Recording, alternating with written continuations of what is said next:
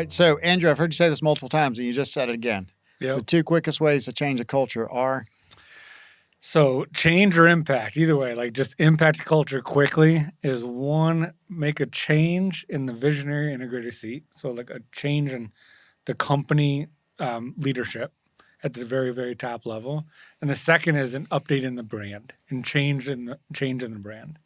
And it's perfect. I'm sitting with you, the brand guy, right? So like what does that mean to you when I say that? Yeah, I think so. For me, there's been a journey of 20 years of being a brand strategist. I chuckle when, younger people get into the business are like, hey, I want to be a brand strategist. And I'm like, what are you going to do for the next 15 years? It just takes, you got to get a lot of reps in, right?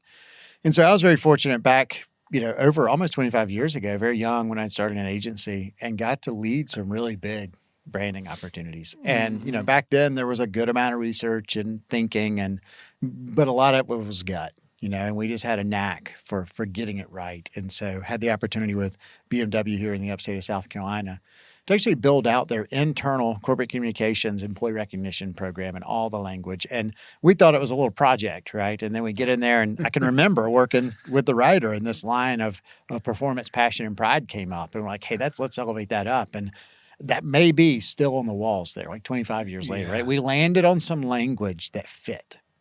And not only did it fit then, it fit for a decade or two, right? So I think that's for me, and someone who's passionate about that, I love activating brands. And when I got, 6-7 years ago, got introduced to EOS and I was with an agency, we were running on EOS. We weren't activating our own brand, but I had left an organization where I had the opportunity to go into a well-run, entrepreneurial, growth-oriented business, really strong visionary. Yeah. And I got this relationship with him where, I was able to get in his head and craft the language that what was right for him and then get the team to rally around a lot of that. And we ended up, today you could see where these things would fall into the VTO. But we ended up in some language around knowledgeable, responsive, and trustworthy, right? And then we were like, let's create swag worth stealing. So I'm known as the T-shirt guy for any of my clients because one of the things you want to do is you want to rally your employees, right? That 100%. EOS is about rallying. It's about casting a vision. It's about getting people excited and taking that energy and getting in the same direction. And there's a lot of focus in the VTO about, hey, this is an internal thing. But actually, it's the foundation to a brand platform. Yeah. And I think there's an interesting component of, I've been through 2 large brand updates or changes.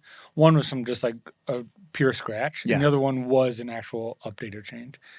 And thinking about how we go through a VTO exercise for the first time, that's a brand exercise. Absolutely. Right? It's like the exact same types of questions, and whether it's the core values of the company and the soul of the company, the focus and why we exist and what it is that we do, but then who do we talk to and what do we say?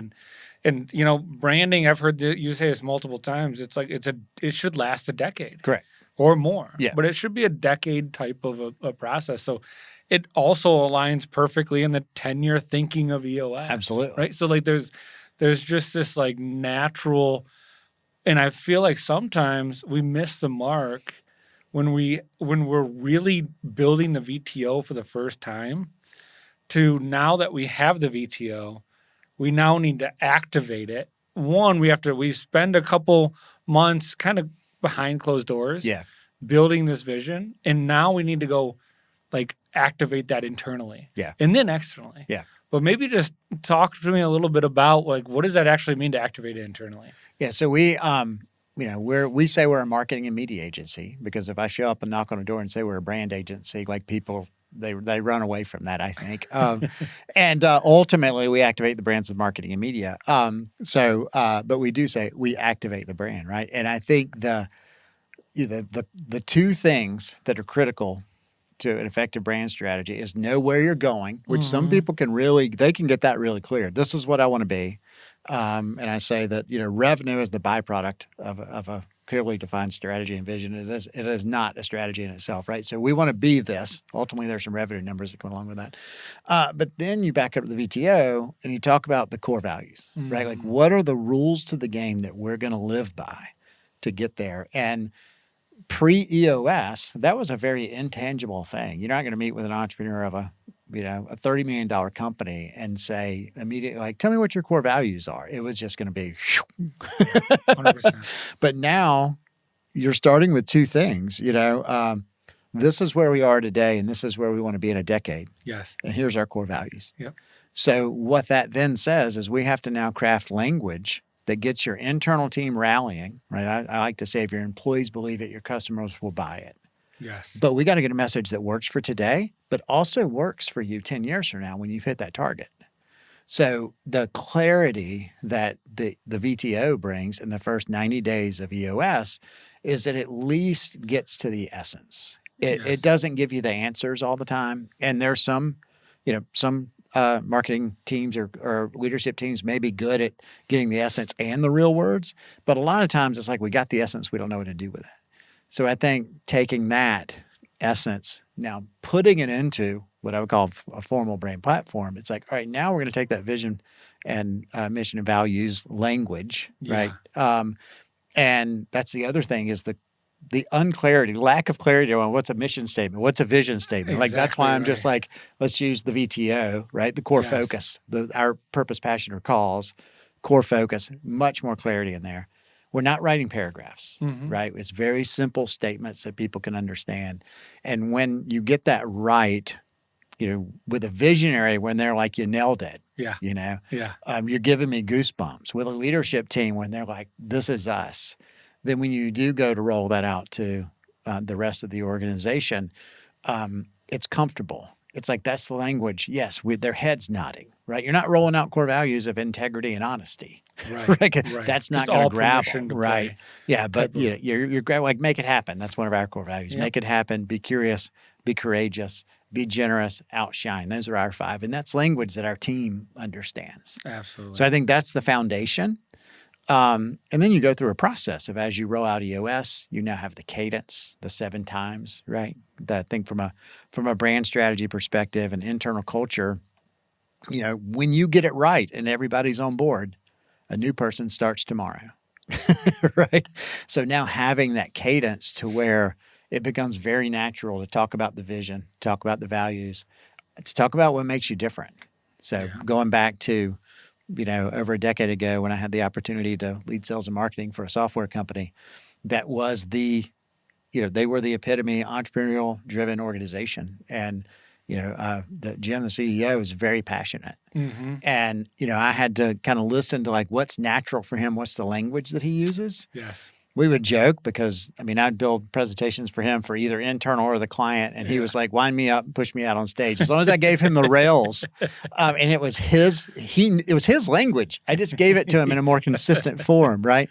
Then, he crushed it, right? And so he had this energy around him to where all that knowledgeable, responsive, trustworthy was something he believed. Oh my gosh. The support team at Keymark was like what they were known for. So that the responsive part was really there. Yep. Giving out T-shirts with that customers wanted, for all that. So the employees wanted the swag, the customers wanted, and everybody believed it. 100%. So I think that's the really, really important thing to activate your brand. It's natural.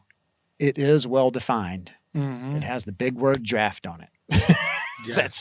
We're not starting the first 90 days with perfect, but we do want to create language that is perfectible in the end. Yeah. And that's it, man, it resonates so much too. 'Cause there's teams that I'll take through this idea of building the VTO. This is my experience of building it the first time, where things feel right, but they don't feel perfect. Like the essence is there. Yeah. Like, okay, the values are right. We have the right formula.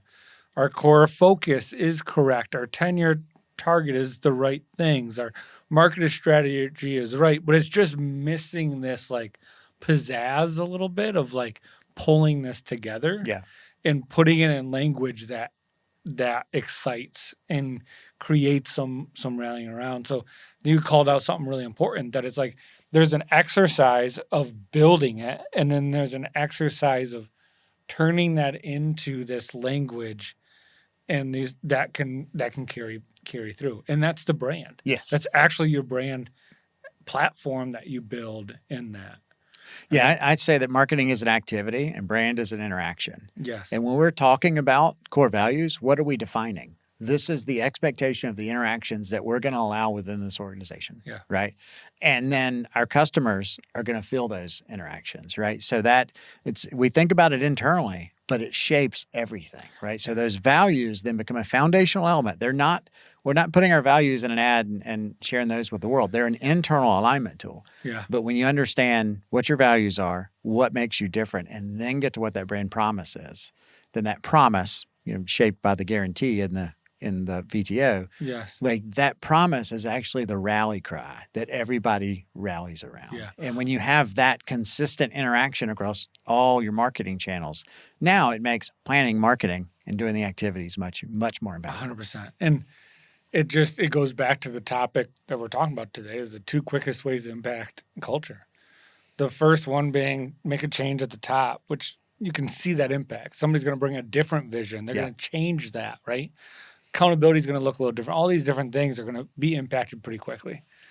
But then this idea of like making this brand, because it's not just what the logo looks like and the colors Correct. on a website. It's actually like that interaction. You're changing the interaction because it's built from the VTO, which is essentially our business plan and everything about how somebody interacts with us, internal or external. And by doing that, you're also probably talking about processes and what we're selling and how we're so all these things.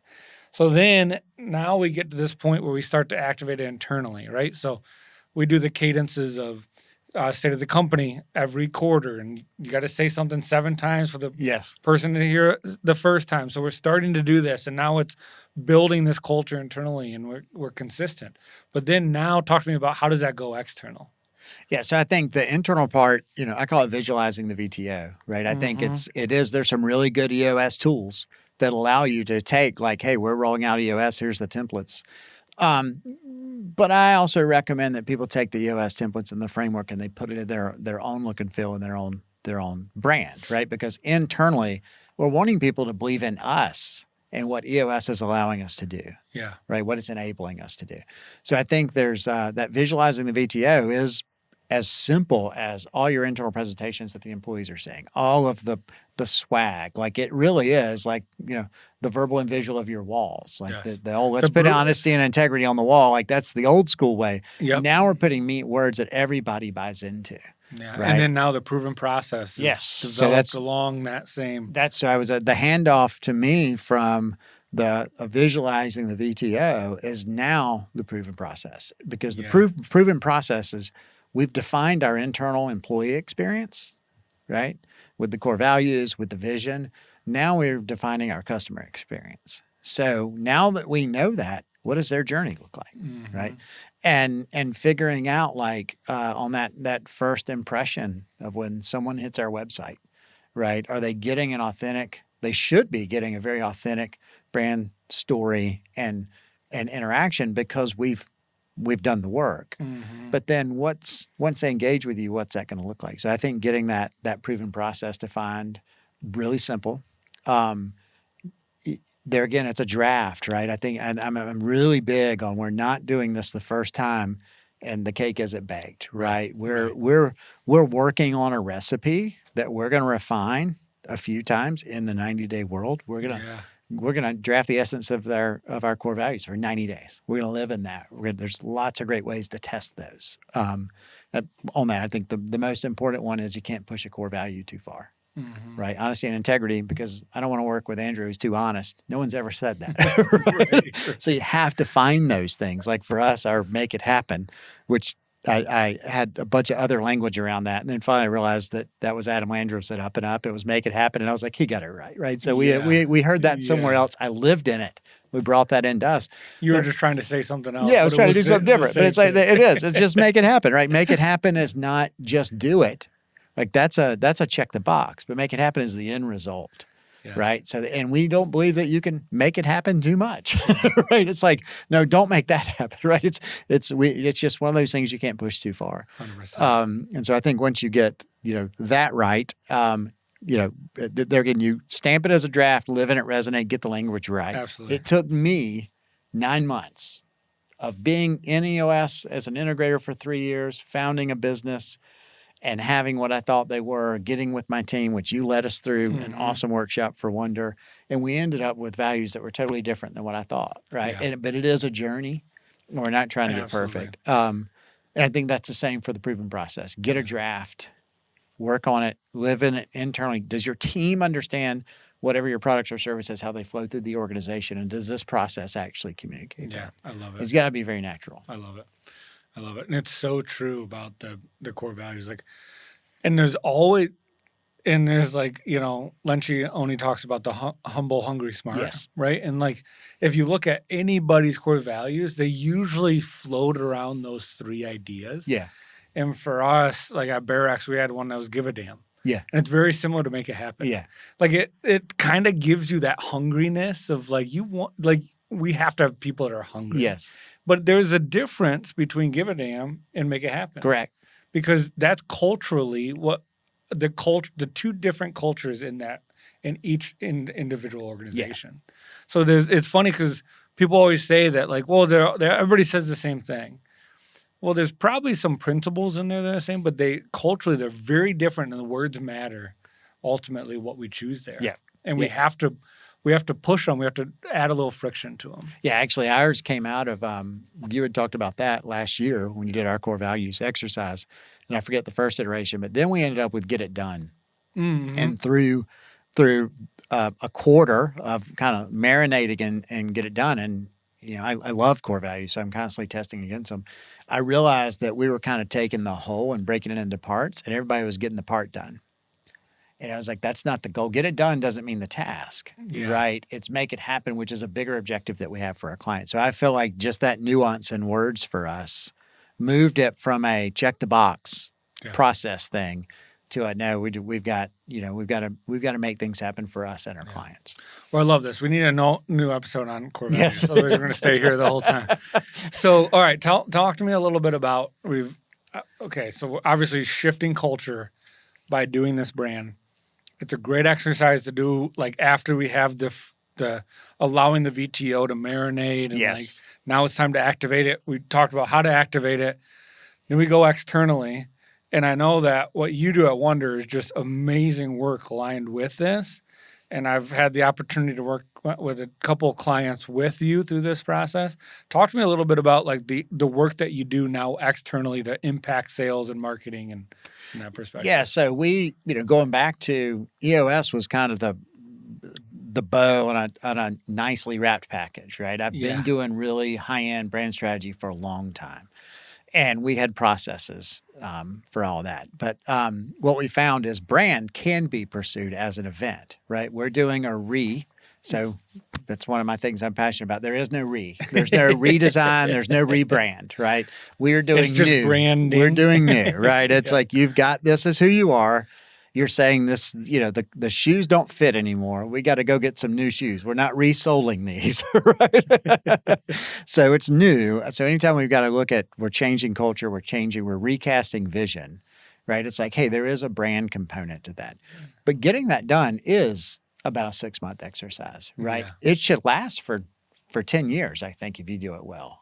Or longer. I've been very fortunate to kind of, as I say, flap my butterfly wings on clients 20 years ago, and it just, it took off, and it was great. But what I found is that the insights that need to be gained for a client to do brand strategy well, I always ask clients, like, if you were to hire a VP of marketing and they were to come into your organization, how long do you think it would be before they'd be fully contributing in their role?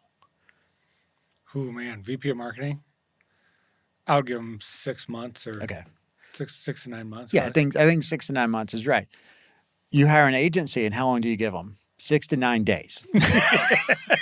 Right. Exactly. And so I lived that. I went into lead marketing for a technology organization, and so 3 months in, I thought I got it. 6 months in, I was like, all right, now I got it. And in 9 months, I realized I actually had it. Right. It takes time. So what we love to do is help you activate your brand from the inside out with marketing and media, because people don't come to us and say, I need a brand strategy. They come to us and say, I need to hit this sales target that we have. Yes. So we kind of started with that. The first part is like, we've got to understand you, right? We've got to dig in and get the insights we need to tell your story well. But no one wants to wait, right? Yeah. So we have an approach we call a marketing operating system, and we actually didn't put that label on it. I kind of resisted that for a while because I was like, I'm not trying to compete with EOS or say we're anything like. But finally, it just became what it was, right? We have been working with clients to draft a 3-year picture of what sales and marketing alignment looks like. There's something magical about 3 years to get you out of current context. Most sales organizations are frustrated with marketing, and most marketing organizations are frustrated with the sales side. And there's a who's on first. So we jump 3 years down and say, what does healthy look like? Yeah. So you've got a 10-year target, you've got a vision, you've got a brand. Now let's take sales and marketing and get alignment in what 3 years looks like. Okay. A lot of times that's talking about marketing tech stack and lead flow and all this advanced stuff as a marketing organization. And we're like, all right, cool, that's where we want to be. Where are we now? We do our 90 days worth of insights. We meet you where you are. If you need a website tomorrow, we're going to start on the website tomorrow. But we have our 90-day insights that runs in parallel with that. And at the end of 90 days, what we do with a client is we align on the 3-year target of sales and marketing alignment. Yeah. We back up. We now have clarity on what the 1-year goals are. Usually those are sales objectives that now marketing's got key strategies to help, hit those results. Right. And then we plan in 90-day cycles. It's genius in the simplicity. It is. It's so simple. And I just think what I've seen come to life that has been extremely impactful is this idea of the 90-day sprint inside of the long-term planning. Yeah. Like that they run side by side compared to, being from the sales world, right? My experience has been running sales teams and been on the sales side of ownership. It's like, who's your third marketing agency you worked with? Because that's who you're going to stay with. Yes, kind of thing. Yeah, third agency's a charm. We say that too. Yeah. But it's because there's so many agencies they're not doing anything wrong. It's the long game. Correct. Which there's usually an event why we need a marketing agency. Yes. And there's an event that let's get going. We need some things. Yeah. And so just the way that you've been able to, let's just execute on these things, whether there's a trade show coming up or we need to make this update to a product page, whatever it is. Yes. Let's just do it in the current brand. Yeah. And let's also start thinking about that 3-year picture simultaneously. Yeah. And it's what's become so natural for us as an organization that runs on EOS, if they get referred to us or we hop on a call, it's very just what's the marketing issue? Yeah. Right. It's on a NL10 somewhere. If there's not a marketing issue, then it's not time to talk yet. Right. Exactly right. But once there's a marketing issue and you have some clarity on what that is, or there's a sales issue and you need marketing to help, like that's where we start. The opening is what's the issue? Yeah. And then we can talk about how we would approach that. The other thing I would add is that is one way. The other thing is what's the opportunity? Valid. So yes. there is a piece that what's the issue, and there's some things there, but also what's the opportunity? We have done this VTO and we want to activate it appropriately inside and rally the team. Yes. And we know that there's more behind this. We just don't know how to go there. So it's like the opportunity or the issue. And I think like that. So that the organization or the listeners here know, like we share clients, right? Yeah, oh yeah. Some we had and brought you in, some you had and brought us in, and we have one now that we started this like the same week. Exact same. So it's in parallel, and like that is really there wasn't necessarily a marketing issue on a list because they hadn't started running EOS yet, but it was when they saw what EOS was going to do and the impact it was going to have. There was an opportunity. There was an opportunity, and they're like, we want to do both of these things at the same time. Absolutely. So, Jamie, just give somebody what's the first step? Like, if they're like, I'm listening, and I'm like, I got this VTO, and I got this, and I know there's a cultural shift from branding. Like, what do they do? What's the first step? Yeah. So our website's workwithwonder.com. You can find me on LinkedIn, find us through the podcast, but just a conversation. It's really, it's very similar to EOS has the 90-minute meeting. Like we need about a 45-minute phone call. Let's hop on the phone. We'll talk about what your challenges are, what the objectives are. I'm very much an objectives-driven marketer. So what is it that we're trying to accomplish? First question is why now? And then we'll see if we can help you. Love it.